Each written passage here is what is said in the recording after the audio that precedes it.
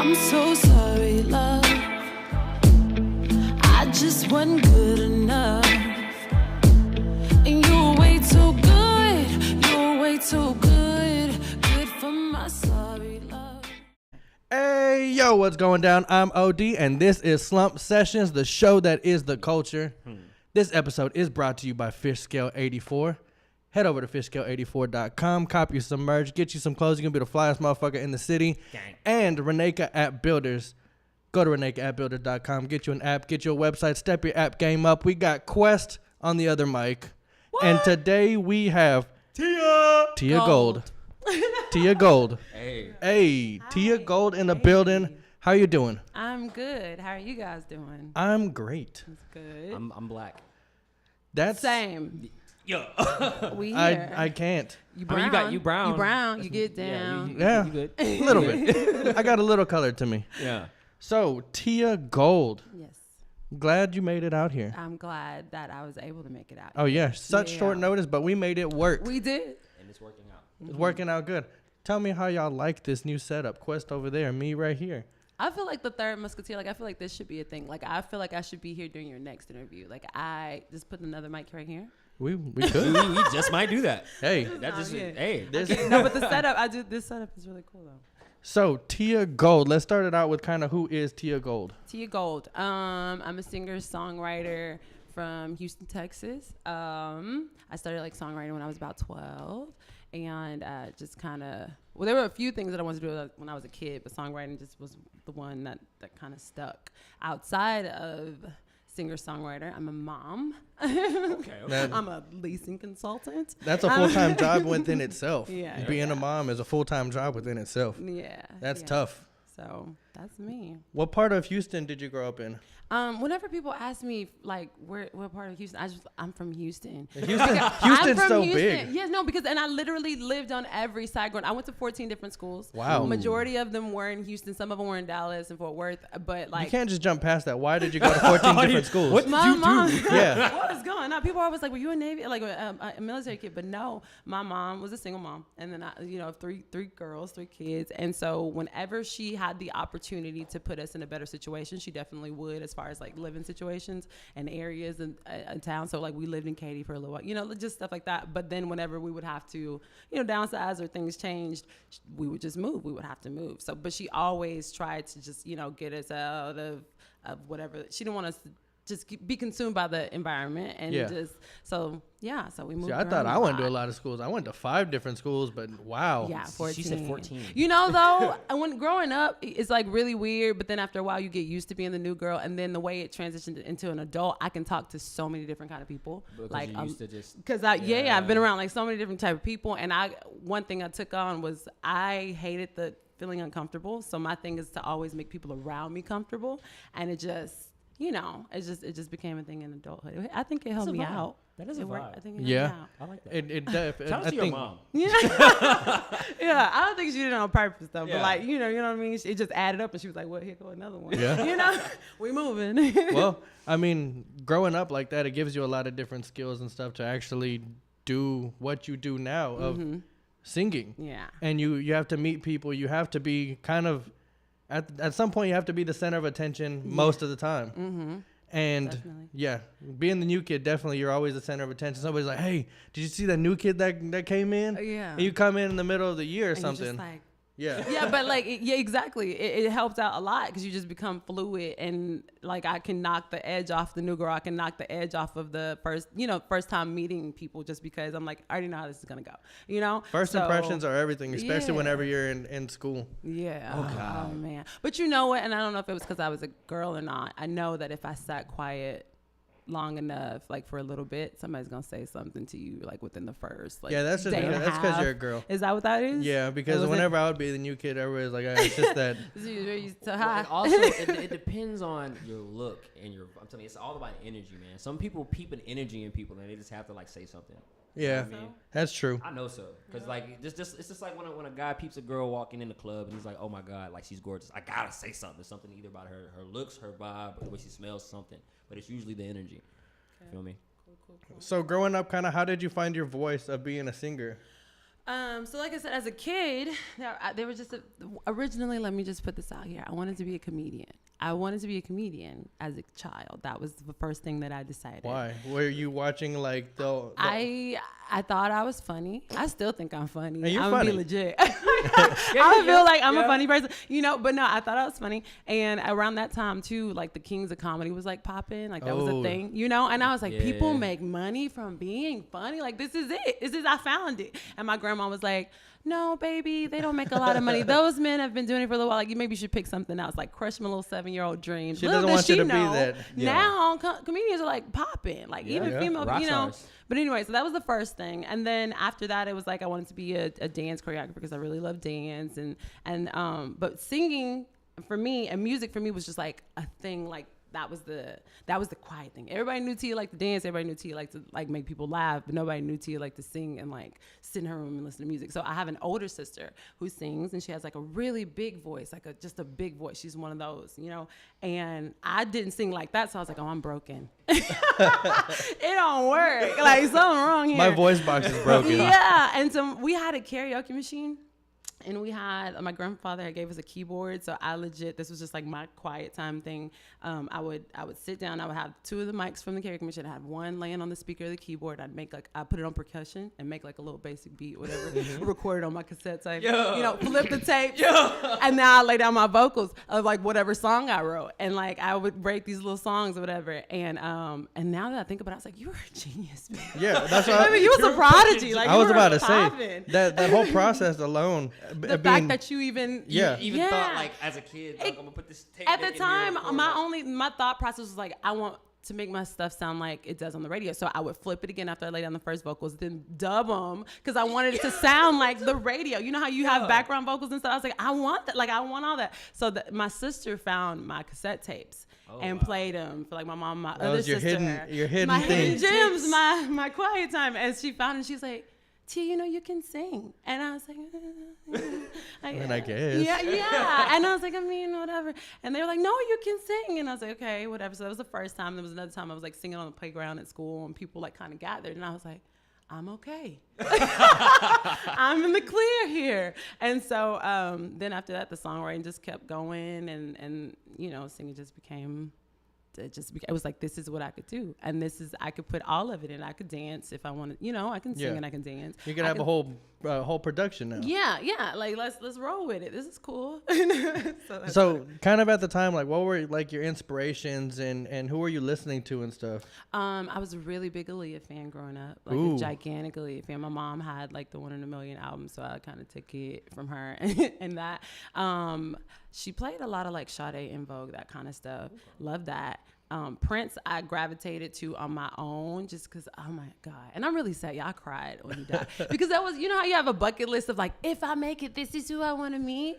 He died before, you know what I'm saying? So that was a thing. But as a kid, I would say the biggest was like Brandy, TLC, Aaliyah. Who else? Destiny's Child was popping. That was them was my like just like the songs, like the way that they got stuck like in your head, and then to find out like that they wrote most of them, it was like y'all was doing it. Y'all were doing it really. They were onto something. They were man. They were. So how would you kind of describe like your music and your sound? I am a pop R&B artist. Okay. So I say urban pop. And because it's like top 40s pop kind of situation, because it's not really R&B. I don't feel like and I love R&B music, but it's more of like a commercial sound, which I love about my music, because I think when you find a lot of singers in Houston, a lot of times it's like you have to be R&B, especially if you're a black girl. Like you have to be doing R&B. Like this is what has to happen, and it's still R&B. It's just it's like a commercial version of more it. upbeat. Yeah. And we're not just in it for like and the runs are beautiful. I love that, but that's not what I'm gonna give you. I'm giving you a performance with you get what I'm saying? Like that's where I feel like my strengths lie, and like my songwriting and performance wise. So. But pop R&B, I think, was that a long-winded answer? No, I didn't have to give all that. I didn't have to give too much. It was fine. Yeah. Whenever somebody hears your music, like, who do they kind of like compare you to? Because I'm sure being a singer, you get compared to a lot of different people. I don't even want to say it. I don't want to say it. Who you listen to it? Who did you get? Off the bat, I got a Beyonce vibe. Yeah. Okay. Everybody, and that was before Any of the stuff that I recorded here, like that's on my EP, like when I first started like perform, when I was like, okay, I'm gonna take this serious and I'm gonna start performing out loud. People were like, has anybody ever told you, you guys sound like Beyonce? And I was like, no, like I wish, like no. So then after, and then I was like, and my joke was, if one more person say this, I'm gonna say, yeah, it's because we're cousins. And so people would say, I'm like, yeah, that's because this is my cousin. And like, that was the thing.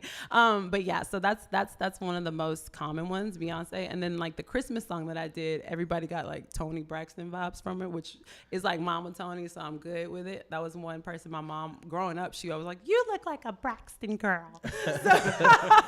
So it worked. I was like, I'll take it. But yeah, most of the time it's like a Beyonce or Kelly Rowland kind of thing. Yeah. I get that. Well, I mean, whenever I heard it, that's what I envisioned. But I didn't want to just throw it out. I don't want to compare because you that's what scares me. So I don't even like to answer that because people are like, who do you think you sound like? I was like, I don't think I sound like anybody. But what I've been told, and because that's when you say that, people be like, sing. Okay. Okay. I'm like, no. Let me hear this. No, but you know what? What that lets me know is, okay, so our tones are similar. That's what it is. Yeah. Like, and most lower register singers, my tone is similar to them, just in general. But my vocal expertise maybe, or like whatever, I have a lot of growth. So knowing that my tone is similar to one of the most greatest, vocalists in our time lets me know that I have a lot of growth in where I am. So I could one day be really awesome. I'm not there yet. So when people say Beyonce, I'm like, yeah, but give me some time. Like, I ain't, but yeah. I haven't plateaued yet. I haven't even gotten to where I want to be. Yeah. So like, but the tone is similar and it's cool. So, whenever you were getting into music and stuff, and you were kind of letting people know that you were singing, what was the kind of like the reactions and stuff? So, and letting people know, like people who aren't like friends and family, or just like people who aren't friends and family, or even people who didn't even know you can sing. So, I'm actually a really shy, really introverted person. Like I said, music has always been and I still haven't broke out of that. This is my secret thing. So it still feels very exposed, still feels very like, yeah, I do music. And now it's been years now. Now you got a project. Now it's on here, it's on there. But it's like, yeah, hey guys. So I just wouldn't, for a long time, my mom was like, you got to stop doing that. You need to let everybody know. And so they would just kind of come across it. And like, you do music? I'm like, yeah, I'm okay. That's really weird. And it's still there now just because I don't like to. I haven't learned to hype myself up, even though you have to be a big fan. I don't think I suck. Like, I think I'm cool. But even today, if somebody asks you, like, what do? You don't ever just say, like, I'm a singer? Not unless I'm in the setting of this is what they're expecting to hear. So like, and it's something that it's a habit I actually have to break. But I just don't like coming off like, I do music. Yeah, you know what I'm saying? I'm that rapper. Like, I don't want to shove it down anybody's throat. Yeah. And like, if the time, like once the people at my day job found out I do music, like my manager will like, people will come in and be like, she was like, she sings. Yeah. And I'm like, please, mom, stop. Like, she's not my mom, but I immediately feel like this because my mom will do it at the grocery store. She'll do it anyway. Oh, this is my daughter, Tia Gold. What you listen to music on? Look her up. She Tia Gold. Because everybody gasses you up, but that's when other people gas you up, that's when you have something truly potential. Yeah, so I don't want to, set the bar too high and then they get underwhelmed and I'm like, I'm sorry. No. Yeah, of course. I'm learning. I really am learning. That's a learning process for me. As an artist, sometimes you should be a little arrogant. It's okay to be a little cocky and arrogant. You can have your moments. Yeah. It was definitely a learning. That's something I have to actually work on. Isn't that weird? I have to learn. I have to work on throwing it in people's face. But that's like, you have to. But it's weird because with nothing else, no other occupation, do you just throw it into people's face other than whenever you create something.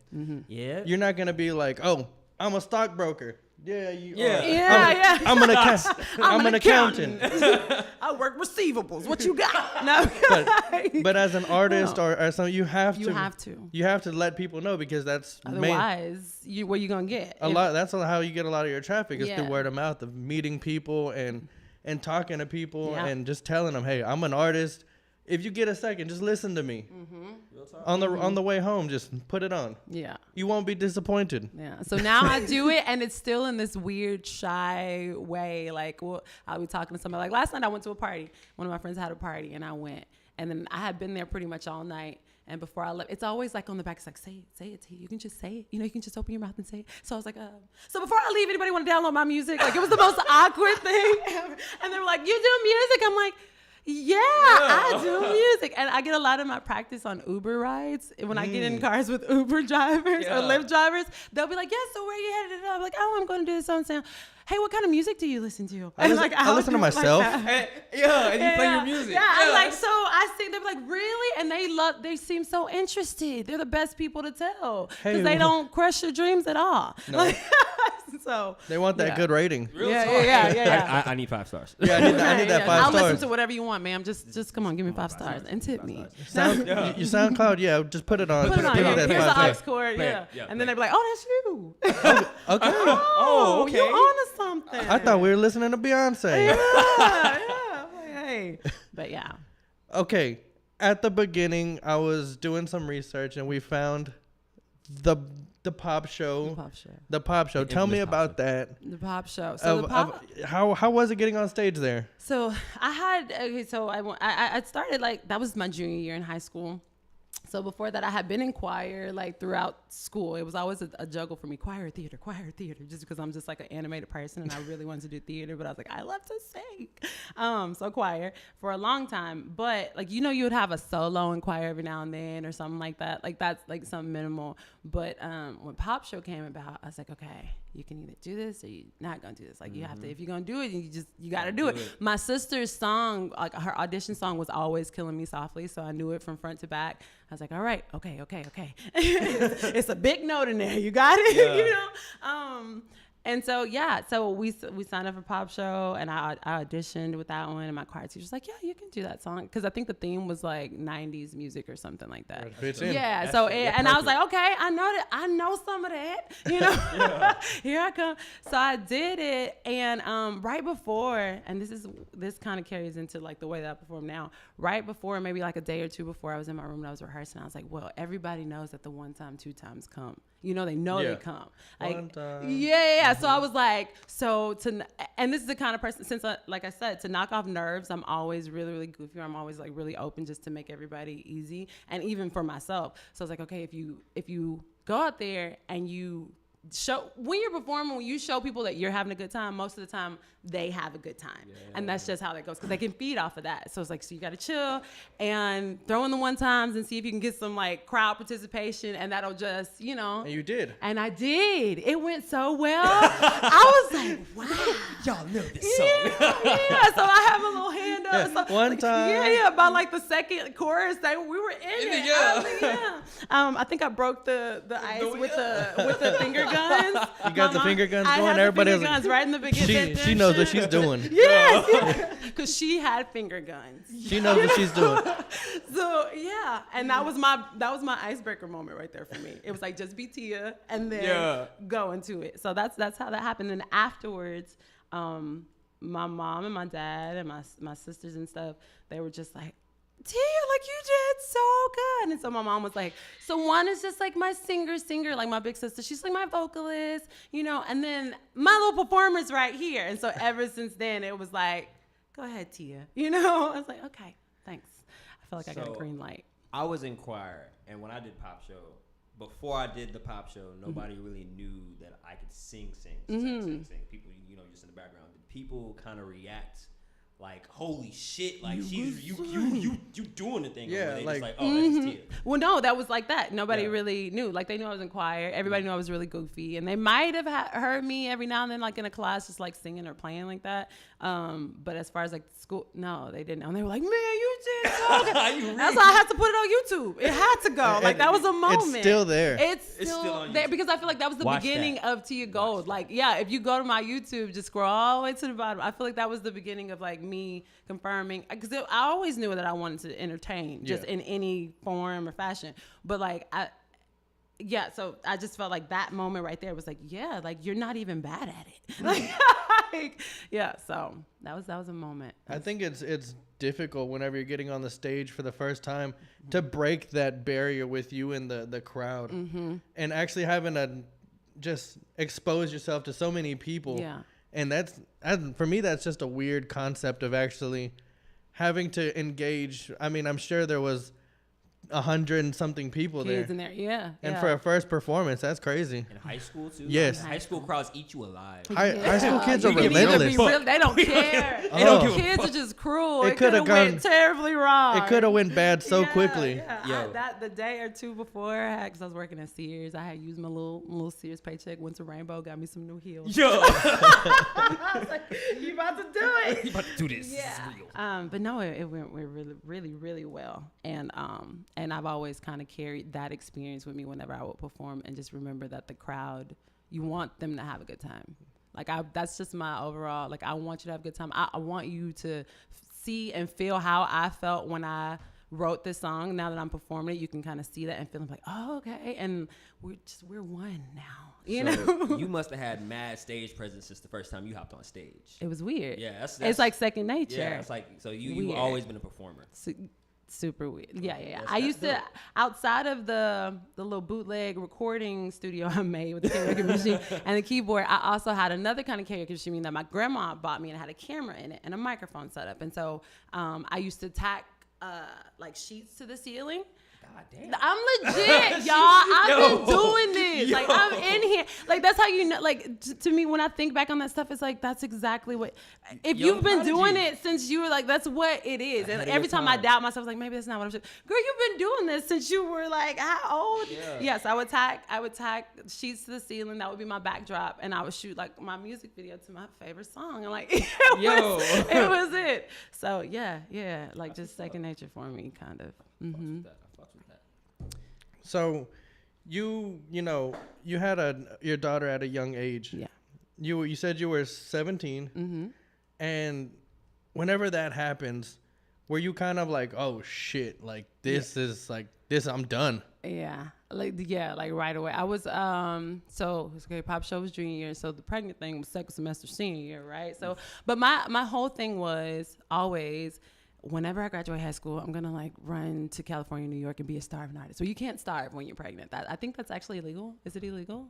You can't. You have to feed the baby. It's in your belly. Yeah. You have to. So when I found out I was pregnant, it was like this drastic. Like I felt like that was it. You know what I'm saying? Like it was like that was it. Like what are you gonna do? And it wasn't one of those situations where my family, because my mom was really, really strict. But strangely enough, it wasn't one of those situations where they were like, "You know what, you did." Because I'm gonna be honest. I'm pro-choice. I believe that everybody has the option with that, because that's how we end up with some mothers who don't care for their child properly because they feel forced to have this baby, and then now you got a mom that's mistreated. You know what I'm saying? And people are like, well, there's always adoption, but sometimes kids get put in the system and their life is like really hard. So I'm pro-choice.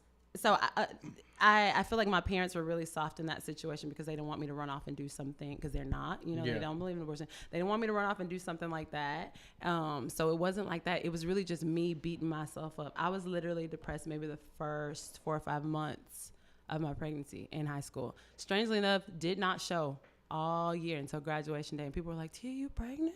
I was like, here it is. So yeah, because I kind of felt like, after that happened, all right, you have to settle for something that is just going to get you and your person by. You know, if you're going to bring this person here, then you need to take care of it. And I'll let others, that fancy shit, you got to let that go, sis. Like, that's out the window.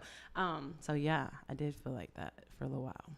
So, I mean, now how has having your daughter kind of grown you and taught you? What has it taught you so far? It was this moment after having her, after a little while, that like something clicked, or I had this kind of epiphany of like, I feel like parents in general, but a lot of time mothers, like we sacrifice a lot for like our children and our families or whatever. And sacrifice is great, but long term and like on the long road, once everybody goes on about their life, you sit there and you're like, now that I have nobody else to take care of, I didn't do anything that I really wanted to do. Yeah. You know? And I think that's really sad. Oh God, I'm emotional. I'm a crybaby. I'm a legit crybaby. But yeah, so when I thought about that, I was like, no, I want her to be able to see that despite like how life changes, you can still go after what you really, really, really want. Like life is gonna have ups and downs. Don't get pregnant early, but life is gonna have. It definitely makes it harder. It does, because you're caring for a whole nother person now. So that's gonna happen. But like you don't have to change your goal. Just like kind of, and it's really corny, but my favorite saying is, don't change your goal, change your game plan. It's gonna take a little longer. Like stuff is about to be harder. Like this is, it's about to be real, but you don't have to. You don't have to do that. Like you can go after what you want. And that's the example that I want her to have, And even now, like she will dive head first into something she ain't ever done and expect herself to be perfect at it. It's amazing. It cracks me up. I'm like, you have never rollerbladed in your life. Why did you think you weren't going to fall? I mean, legit get mad. She'll be like, I can't do it. And she'll get up. That's the attitude you're exactly. And I was like, I'm already doing my job, and I feel like that's amazing. That's all I wanted to show her was like, go after it. Why not? What's the worst that can happen? Yeah, You fail. Yeah, and then you learn from that failure. It's like, ooh, I shouldn't do it. It's just that's it. You don't want to, but you don't want to die with that regret though of like never. I never tried it. Never tried it.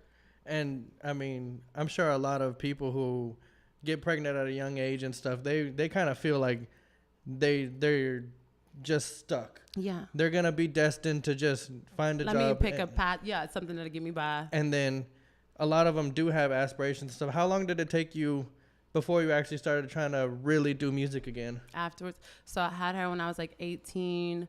I think I started kind of tie my boots on and started recording maybe like at 20. Probably 19, 20. So not too long afterwards, but like a little bit afterwards. Yeah, it takes some time to actually figure out. Let life happen and figure out can you do this, but yeah, it took a little space and time.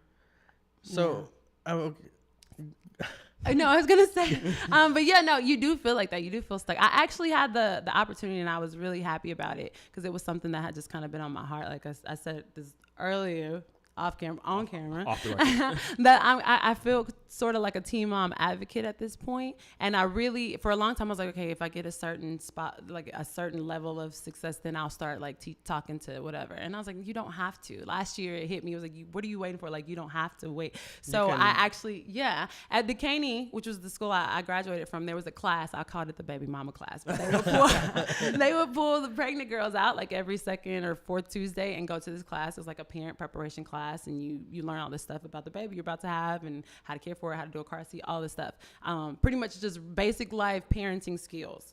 But there was no like talking to. So I went back to Duquesne and I got the opportunity to talk to the last year's baby mama class about following your dreams, like despite this current situation. Like you're not stuck. I don't want you to ever believe you're stuck. And it was really awesome, and I cried then too. It went really well. A lot of the girls like found me on social media and stuff like that, and we like really connected. But I feel like it's so important to hear in that moment, because I feel like we beat ourselves up more about it than the people around us, because I think the automatic assumption is, okay, everybody thinks I'm a failure, so I failed. Yeah. Yeah. That's one of the cruel things about human society. We care about others' opinions so fucking much. It's like a weight on your shoulders. Yeah. When at the end of the day, you don't really need anybody else's validation for what makes you happy. That's one of my, like, Cat Williams made a joke about self-esteem years ago. Like, how you mad about what I'm doing? Yeah. It's your self-esteem. How I fuck up your self-esteem? It's esteem of yourself. Like, you know what I mean? It starts with self. And I've been here, there, and everywhere, but real shit, like, Keep talking to them girls. Don't stop talking to them. Yeah, I want to go to some other high schools.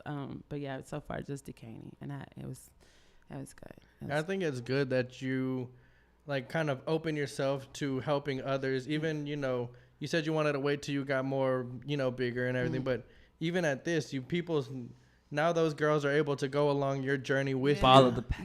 Yeah, and so it was just it was a beautiful thing. And they were like really sweet. They were like, can we hear your music? I was like, y'all don't want to hear. Shatia kicked in. No, I'm not here for that. I just want you to just follow your dreams. But no, and so, Yeah. And so now I'm more than just an example to my daughter. Now that's even more of a reason to keep going. Now I have this whole class of girls that I've told, look, that this is what I decided to do. Now basically holding me accountable. Yeah. You said we could do it. Now if you stop, they're like, exactly. Okay. So she wasn't right.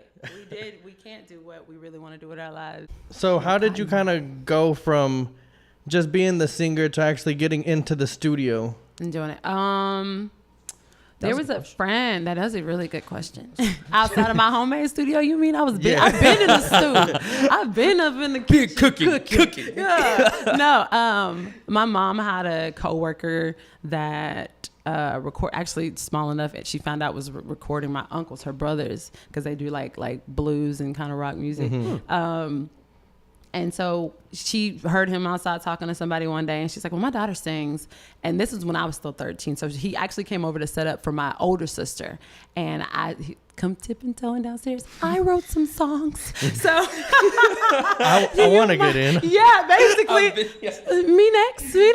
So he recorded those songs that night. And I was really excited because I got to hear them, over a track or whatever.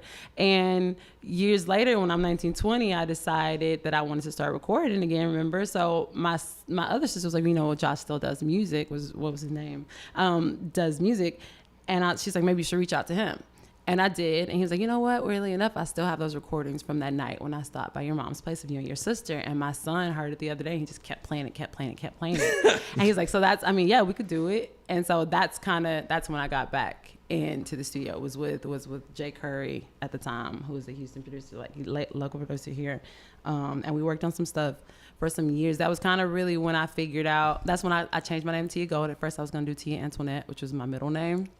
T. Antoinette is what I was going to go by. But then the Tia Gold thing came about while I was at work. I was working at a retirement home. and I was cleaning the tables. I worked in the dining room. And then I wrote this song about how you had gold. And then it just, I don't know, something clicked. And did I just skip questions? Was that a question? No, now I'm answering. No, shit. you're fine. Prematurely answering stuff.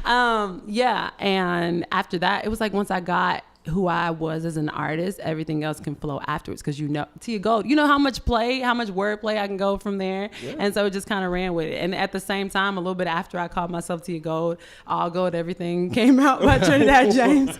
And I was like, this is good. This is great. It's a great time to be Tia Gold. And then you have the on your shirt, you have the AU. Yes. You know what's so fun? I didn't know this. I'm going to just put it out here. I'm going to give my best friend Marcus the credit about AU. This is, of course, I know it now, and I've known it for 5 years now. But at the time, and I would write music, and he would always hang out with me while I was writing music. He's like, you should make a song called AU. And I was like, what? Why? He's like, that's gold on the periodic table. Yeah, he's like, that's gold on the periodic. He's one of those friends. Pothead. Smart. Yep.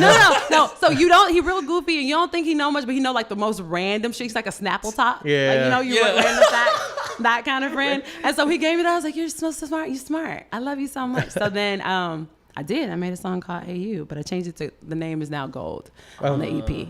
I changed it because initially that part don't matter, but was the EP supposed to be a different name?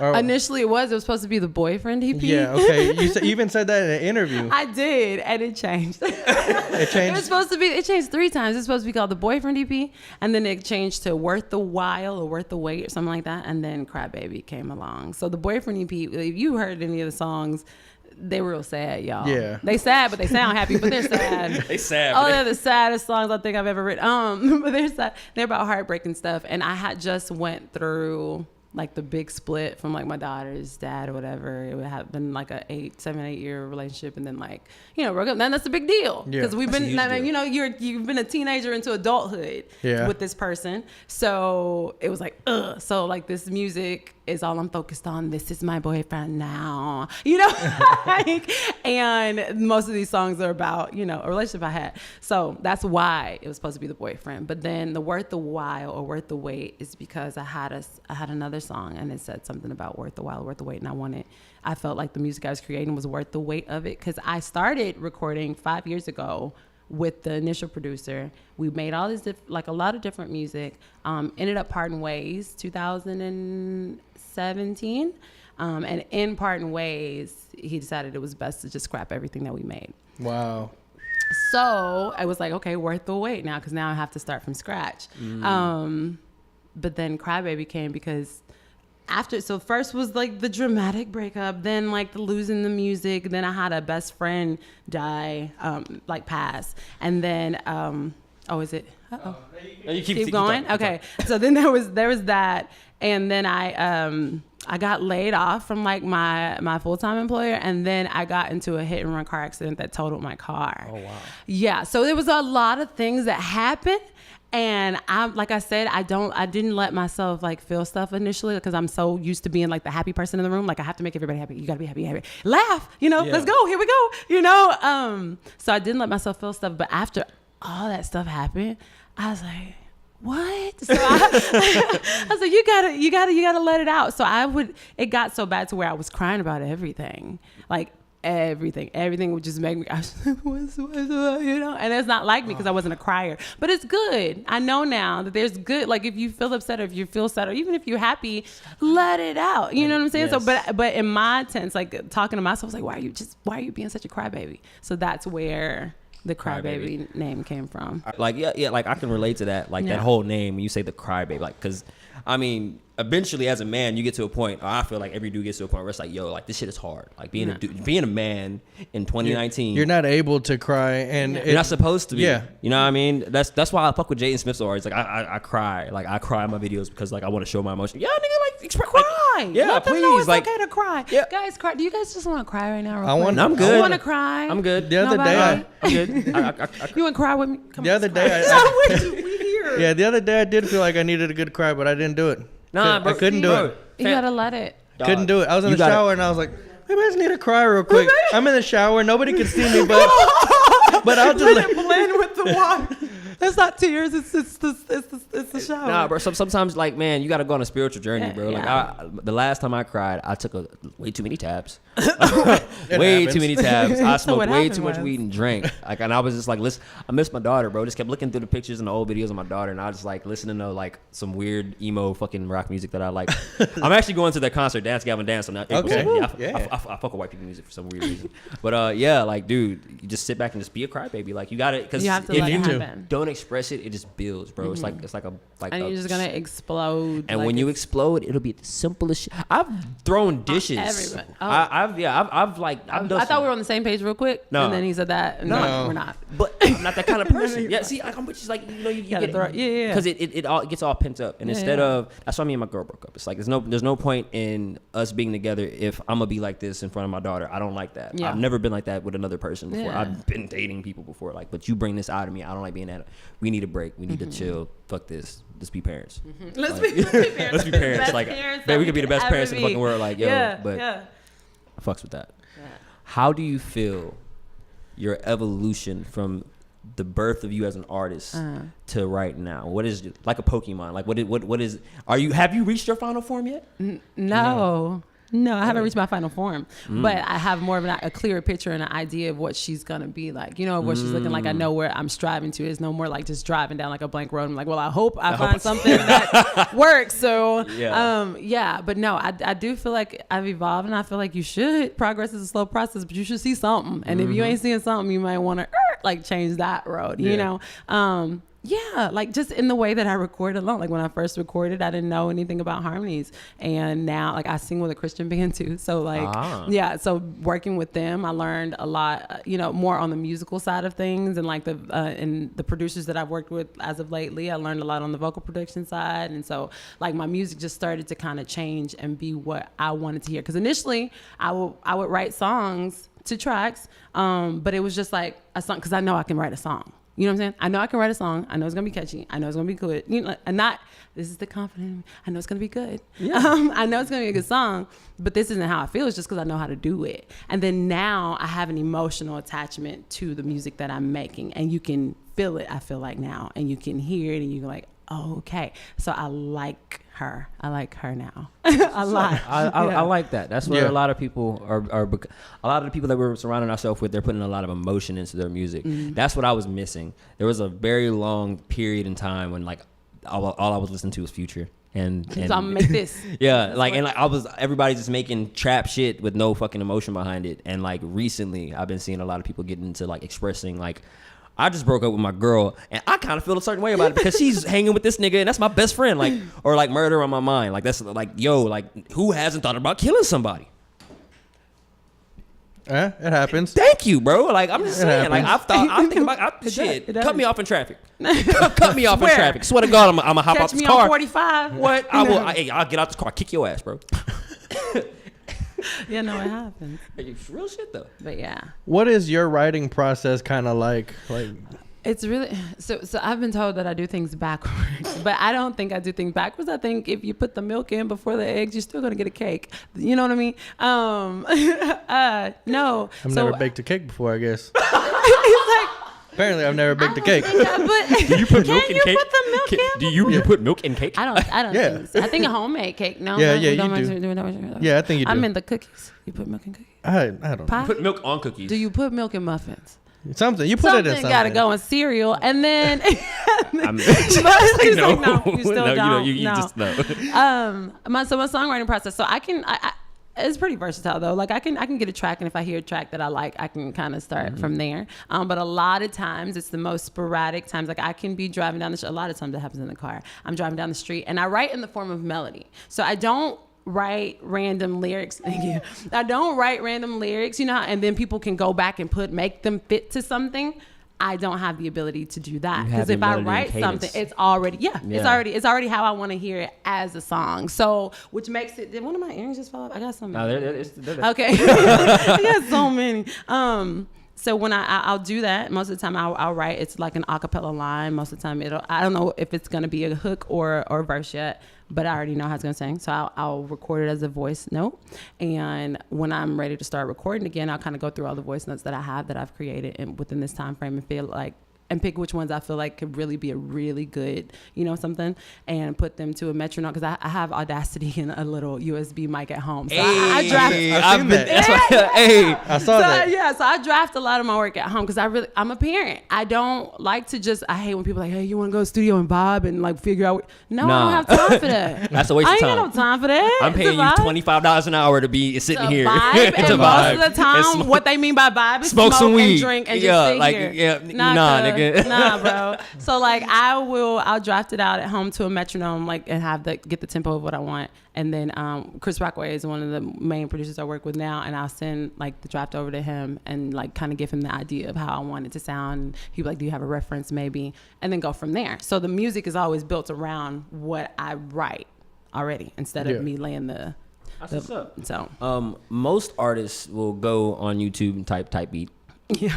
And write to the beat and then won't pay their producer, or they'll get their shit flagged and they have to pay the producer. I know from experience. But you know what? I feel like that's a good exercise. I've been telling myself you should just go like and just pull some YouTube beats and just like do like a little SoundCloud compilation. It works. You know, just like You good can. exercise. It is a great Good exercise. writing exercise. Yeah. But I feel as if the most organic shit that has ever like been cultivated by man is organic music. Like you're just in the studio at that one time where you're just chilling and bullshitting, and they playing the right beat on loop, and you're like, ooh, this melody is in the back of my head. Let me record the melody, and then like you already have something that's written in the back. You know, it's just there.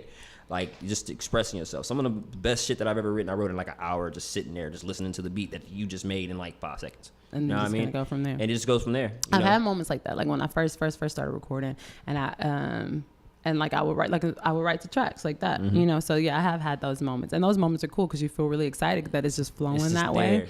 But I really do love to be able to like come in bare and then like what you heard literally comes to life, and it's like, oh, this is amazing. Like it's even better because there's music now. My problem with creating melodies backwards like that is like the key of the song isn't always the same. So I'll be like, okay, well, I wanted this to be in G major. Then I hear the beat, and I'm like, oh. No, that's not what you're not getting it. They make the beat in the key of what I sing it in. I don't have anybody that can do it like that. See, I would have to do it like that. You got to stretch your wings. You got to meet these people. Your network is your net worth. You got to do it. Like that was the best thing that ever happened, to find people who play instruments and like who are musical on that side, and like because it really helps. It really helps because and now you can't limit yourself. Anything that you actually wanted to record, you can now do, and not. That's what I was saying. I cannot fit something I already wrote to a track. I can't go find a track and be like, oh, maybe if I sing it, it's already stuck in stone on how I, you know. Well, I'm really meticulous with how I record. Gotcha. Like, shout out to my homie Blake Cynic because we were learning how to play piano again. Boom. Well, yeah, together. I need to learn an instrument. It's You don't. So you don't know any? I have a guitar. I've had a guitar since I was 16. I begged for it when I was 9 because I was in love with Josie and the Pussycats, and like I was like, I'm allowed to play guitar, and I begged. They waited till I was 16 to give me one. By this time, I had a boyfriend. I had my first job. I didn't have time, so I didn't learn. And all I know is Mary Had a Little Lamb on One String. But I said I was gonna get into it and really learn because I think that'll just you know what you need it'd to be do amazing. I'm jealous. Yeah. What you need to do is you need to practice that one string. Learn every string. Like what I did, I played for 2 hours but I started when I was 14. Same. Yeah, like 2 hours every day. I really should have took advantage of that. But you're older. I mean, like it's for me. It's like I don't play piano that often. I only play on the weekends for like one day for like an hour. You know what I mean? But like it's like riding a bike. I'm starting to remember all the old songs that I used to play, or like just how the piano runs into guitar and guitar runs back into piano. Like just, but you have to refresh yourself and just keep going back to it. David is fucking fire right now. Shout out to Black Cynic, yo, like, cause he's only been doing it for like, I want to say like a couple of weeks, and he's fire. That's how I feel. I have a friend. She's a singer. She's doing great, and she's being so consistent. I love it. I love to see that. Susan Carroll, and shout out to Susan Carroll. Love me some Subu. Hey, honey. She like I am upset. Like as her friend, it probably weirds her out at this point how obsessed I am with my friend. Like you are so good, and she's doing so good right now. And then the guitar. So she could already do like a bit on keys, but like randomly, she sings in the church band too. We all sing at the same church. Hey. So she decided she's gonna start picking up like guitar or whatever, and then next thing I know, now now it's a part of her set, and I love that. I was like, see, this is good. This is good news. But yeah, you just gotta kind of get on the bike and keep trying. Keep riding it. Like how you said earlier when your daughter was like, you like get back on that horse. I gotta get on that bike. Real talk. Yeah. So you talk about Shy Tia. Yeah. In this EP, you really put a lot of into it. Yeah. How was it trying to express yourself and really you're putting it out and you're exposing a lot of these things to a lot of people? How was that actually putting that into your music? It was weird. I couldn't even. I'm gonna be honest. So Sorry Love. Yeah. That one, which was like the first thing I put out from the EP.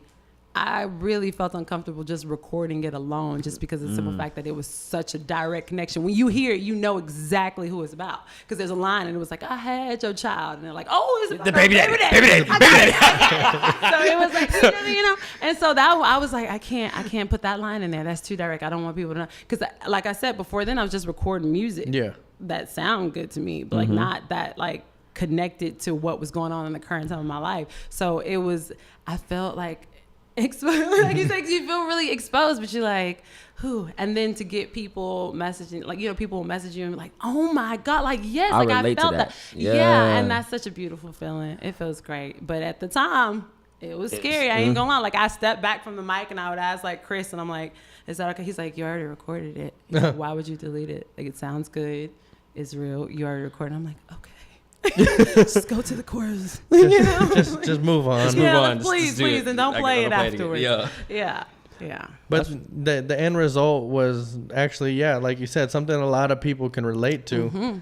And that's something that's really great in music is, even though you might not be feeling that at the time, you know, it was a emotion from back in the day, like, but a lot of people are really feeling that, and people like actually message you and tell you that they were relating to it, and what is that like getting that kind of recognition from people? It's really cool. I really haven't learned how. Okay, so that's again, Shati. She just keeps showing up. We should probably kill her, but like she shows up because that's when I'm like, when I get either too many compliments or if I get too like too much, I'm like, oh, it's okay. It was cool. I'm glad you liked it. Okay, no, but so they'll message me like, I really like this song. Like I connected so much. Like Pretty Girls Love Sad Songs, which is another one that's on the EP, and like that it kind of picked up on its own because I was going to use it as a single eventually, but like haven't pushed it as a single yet. So the fact that it kind of like the numbers started picking up on it on its own because like girls were just connecting to it. And then one girl commented like on the SoundCloud, was like, I'm not even sad right now, right? And I have a boyfriend and I just love this song. But no, it makes you feel really good, and it makes you feel like you're doing what you're supposed to do. You know, like it's almost like a confirmation of like you're doing this right. Yeah, you're doing this right. Yeah. That's the horrible thing about making trap music, because when you're making trap music, it's just like, like you're just like in the wind. But like the minute you say something relatable, I felt that. I love that. Like when Future said, what did Future say? God damn it, he said some shit. And it was always relatable. says some shit. He says something, but every once in a while he'll say some very relatable shit. You're just like, damn, Future, I felt that. Yeah, but see, that's why, and that's another reason why I try and be really. With the urban pop and the commercial thing, I feel like I reach a wider audience by doing so, and I love that. Like the song, somebody randomly tagged me in something. I think it was in Russia, and the whole dance class had been learning. They created a routine to "Sorry Love," and I'm like, because you're pop, dope. Because yeah, and I was like, that is amazing. Like it was amazing. So like anything rooted in like hip hop and or R&B. With the pop influence is like blowing the fuck up. That's why it's hip hop now. It's not hip hop.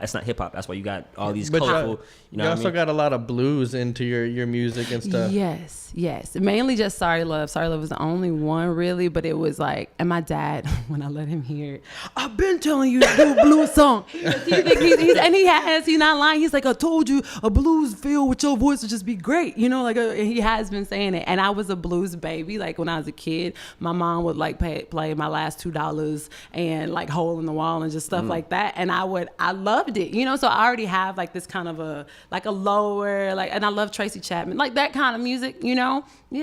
So it gave me that moment to be blues to you with Sorry Love, because it was like this feels good. You know. And some of my music I sound a little higher. This one I was able to like just be like low register, like Tia, and yeah, it was some bluesy in there. I wanted that track bluesy because the way I sung it when it was a cappella, that voice recording is how I imagined it. And he did so good with making it like you feel the guitar. Yeah, you know, even if I'm not singing, you just like, oh, this some sad shit right here. he definitely brought the emotion into the riffs. Yes, he did. Reminds me of how I felt when I listened to Supermodel by SZA. Oh man, I ain't gonna lie, like that song. That whole project last year was my like soundtrack. I ain't gonna lie, it's on my phone. I listen to it every once in a while. Like the way and her process of writing that song was amazing. Like Pharrell couldn't even touch it. They said that her friend had just started playing the guitar and didn't really know how. Yeah. And she's like, I'm gonna sing on it, and she just freestyled it, and it was fire. So good. Fire. Made me respect her like 100 times more as an artist. Because it's like you just go in that hole and just smack it. All right. So this EP actually came out last year. Yes. Do you have any plans for like the next one? Are you ready working on anything new? So yeah, it came out in July, so it'll be a year soon. Yeah. We're actually gonna do. Okay, so my whole thing was right since I was starting from scratch completely. I was like, I got a new EP. I'm gonna record an EP. I'm gonna put it out, and then I wanted to more so work on focus on the content that I was making afterwards, like the visuals or like even in the photos, or just like doing more stuff like this, and just having that in my portfolio or my EPK or whatever. Yeah. So that was kind of sort of my focus, not too much of performing. Towards the end of the year, I did do a lot of it was like a gig salad gig here and there, or like a friend would have like an event and like, hey, can you come out and sing, that kind of stuff. Just because when you perform in the city of Houston, eventually you end up running in the same circle, and you like this. I'm a parent. I'm not about to like kill my time and my energy. Although I love all the platforms, but like after a while, you have to find a more productive route with your time and your music. You know what I'm saying? And I'll get back to this later. And then when I have this specific kind of content, I can get the kind of shows that I really feel like I want, and that my music is. Does that make sense? Is deserving of at this point. Like I feel like you take certain steps and you go past certain levels. So at this point, I could. So now it's going into this time. I wanted another visual like summertime, but really and I wanted to start recording again. And my dad was like, no, you got enough music. Why haven't you done your own show? And I was like, what? He's like, your own show, like your featuring show, like for your music. He's like, that's like somebody, you keep creating music. Somebody keeps going to school, getting degrees, but never actually putting the degree to use any kind of way. And I was like, fine. So actually on July 15th, it's going to be, which is the same release date of the EP last year, is when I'm going to do the show it's going to be at Warehouse Live in the Green Room. Okay. So I'm excited. I'm really excited. You should be. I'm like freaked out because I'm nervous. I'm more so nervous about like the details of putting it together, because I do everything alone. Ever since everything got like from that one run in and everything and starting over, it's been just me. So like my thing now is like I have to deep sigh and actually say, okay, I need a team. You know, like at least just a few hands here and there. But it's just so hard to like let people in after like having certain situations because you're like you don't want to run into any walls or anything. So but it's probably time to just get a little hands because I can only do so much alone. You know what I'm saying? Hey girl, call me. And then, but yeah, so we locked in the venue, locked in the dancers. But yeah, this show, and Susan will actually be one of the other performers at that show. I need the details, full details. We gonna be there, Yay. live and direct. Yay! Because yeah, she gonna be there. We all gonna be there. Shit, hell yeah, gang. While I'm right here, how do you maybe can any of y'all answer? Y'all go about getting sponsors for like something like that? Does anybody know? Phone calls. I don't know nobody. Again, I'm almost like my everything. Like I said, my sister will like help me out with certain things sometimes, but I'm literally so many hats, and I think it's a good thing because you learn how you want things done. So when you bring other people in the picture, you're like, nah, this is what I want you to do, and this is like, you know. But yeah, so it's a learning. It's definitely a learning process. Yeah, that's why I put music on the back burner so often. It's like I'll make a bunch of tracks, but I won't release any of them. It's so much like just getting paperwork. Past just the music part, it's a lot on the outside, and I've always known that. It's just now like and. Naturally, I'm a tourist. I'm a sleeper. I'm a procrastinator. I be chilling, but it's like you can't do that because your bus ain't gonna roll if you're not driving it. Why did I pick a bus? You could have said Lamborghini. Because they got to get on. They got to have room for everybody else. Yeah. The bus. You got to have room for the rest of the team. Yes. Gang. Gang. Yeah. I respect that. So but that's what's next. I might pick up some more. Maybe I don't know what's in between. Honestly, because I feel like piling too much on my plate will, It gets overwhelming. It does. Day job, mom, Tia Gold. Like life, and so I always try and be balance is a real thing that I struggle with. And trying to separate Tia Gold from being work Tia to being mom Tia. I'm sure that's difficult. It is. Like the people they'll see me like I'll do something like Tia Gold related, right? Then I come in, my makeup's all done, I'm run down the hallway with my heels to get to work, and it's like I'm sorry, wait, give me a second, I have to put on my Hannah Montana hat. I have to take it off now. I'm Tia, Yeah, it is. It's hard, but I mean, you got to do it. Yeah. Well, give me the details for the show. I'm going to put it all in the description and everything. Awesome. Is there any way that people are able to get tickets or anything? Or yeah, so there are going to be tickets sold online. I don't really think, and at the door entry. We're not going to do like a in-between physical sales of tickets. Okay. Not. Unless that's a bad, come on, y'all can get input. It's better, right? Yeah, because I mean, who don't have like a card, right? And I feel like when you purchase, or if you just go up to the venue, you can you're gonna buy it then, there. Exactly. So yeah, Eventbrite, and then at the door is how we're gonna do it. See, even down to those details, I had to sit down and write out. Yeah, you gotta write down and confirm shit. Yeah. Yes, and the sound and this and the that. It's great. I just Yeah, but those are that's how we're gonna sell the tickets. We're looking forward to it. I'm excited. I am excited. I am too. Yeah. Yeah. To whom much is given, much is required. Yeah. That is what I've been telling myself. So. Yeah. Well, we're looking forward to that. We're looking forward to any new music you got going out. I'm definitely gonna put links to everything, your music videos and stuff in the description.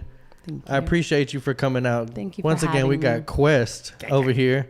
First round in. Yes, first time we have Quest during the interview. Co-hosting. Hey. Tia Gold. Thank you. Go check it out. Where can everybody find your social medias? Twitter and Instagram is at the Tia Gold. I should look here, not here. I'm like, nah. the Tia Gold, and that's Twitter and Instagram. Facebook is just Tia Gold. You can go to my website at www.tiagoldmusic.com. You can, and I think that's all of it. I think so. Yeah. Links to everything is gonna be down there. So man, check it out. Check out the music. Check out the website. Please. Man. Tia Gold, I thank you. Thank you for watching. Thank you for listening. Stay slumped. Stay slumped. Hey. I'm so sorry, love. I just wasn't good enough.